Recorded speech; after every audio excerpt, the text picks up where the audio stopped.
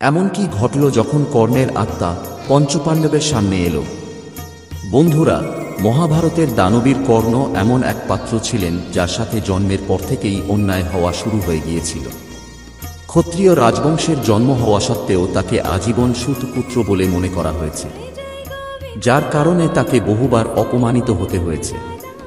কিন্তু আপনি কি জানেন, মহাভারতে বীরগতি প্রাপ্ত হওয়ার পর তাঁর আত্মা পাণ্ডবদের সঙ্গে দেখা করতে এসেছিল।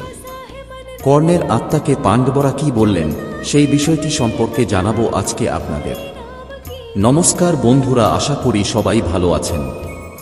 একলা মানুষ ইউটিউব চ্যানেলে আরও একটি নতুন ভিডিওতে স্বাগত জানাই।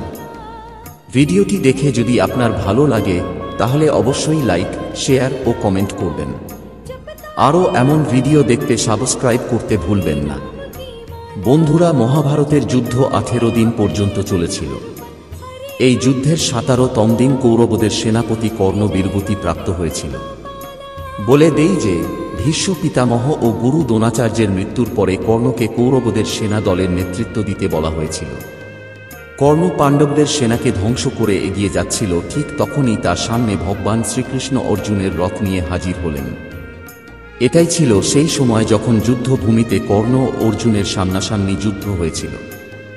বলে দেই যে এই দুজন যোদ্ধা মহাভারতের প্রচণ্ড শক্তিশালী যোদ্ধা ছিল। কিন্তু ভগবান পরশুরামের দেওয়া অভিশাপের জন্য কর্ণ অর্জুনের সঙ্গে সামনাসামনি যুদ্ধের সময় তার সকল যুদ্ধ নীতিগুলি ভুলে যান। শুধু তাই নয়, কর্ণ তার দিব্য অস্ত্রগুলি চালানোর মন্ত্র ভুলে যান। এমতো অবস্থায় এই বিষয়টির লাভ উঠিয়ে ও ভগবান শ্রীকৃষ্ণের কথা অনুযায়ী অর্জুন কর্ণকে বধ করেন। সেখানেই অন্যদিকে মাতা কুন্তী কর্ণের বধের জন্য নিজেকে দায়ী ভাবতে থাকে। তখন মাতা কুন্তী তার পুত্র কর্ণের শেষ কৃতকার্য সম্পন্ন করতে চাচ্ছিলেন। তখন তিনি শ্রীকৃষ্ণের কাছে গিয়ে জিজ্ঞাসা করলেন কিভাবে তিনি এটি সম্পন্ন করবেন। উত্তরে শ্রীকৃষ্ণ বললেন, এখন পাণ্ডবদের কাছে আর কর্ণের জন্ম সংক্রান্ত ঘটনাটি লুকিয়ে রাখা ঠিক হবে না। সবশেষে যখন মাতা কুন্তী তার চোখের জল ঝরাতে ঝরাতে পাণ্ডবদের কাছে গিয়ে বললেন কর্ণের শেষ কৃতকার্য সম্পন্ন করতে, তখন পাণ্ডবরা সবাই অবাক হলেন। সেই সময় মাতা কুন্তী পাণ্ডবদের নিজের জীবনের সবথেকে বড় রহস্য বললেন, কর্ণ তার প্রথম সন্তান ছিল। এই শুনে সকল পাণ্ডবদের চোখ দিয়ে জল ঝরে এলো।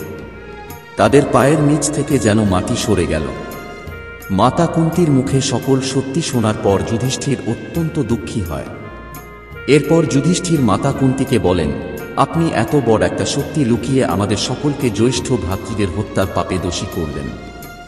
এমতো অবস্থায় যুধিষ্ঠির ক্রোধের বশে এসে সমস্ত নারী জাতিকে অভিশাপ দিয়ে বলেন, আমি আজ এখন সমস্ত নারী জাতিকে অভিশাপ দিচ্ছি যে কোনো নারী নিজে চাইতেও কোনো কথা তার হৃদয়ে লুকিয়ে রাখতে পারবে না। আর বন্ধুরা, ধর্মরাজ যুধিষ্ঠির এই অভিশাপের কারণেই বর্তমান যুগে কোনো নারী তার কোনো কথা নিজের পেটের মধ্যে লুকিয়ে রাখতে পারে না।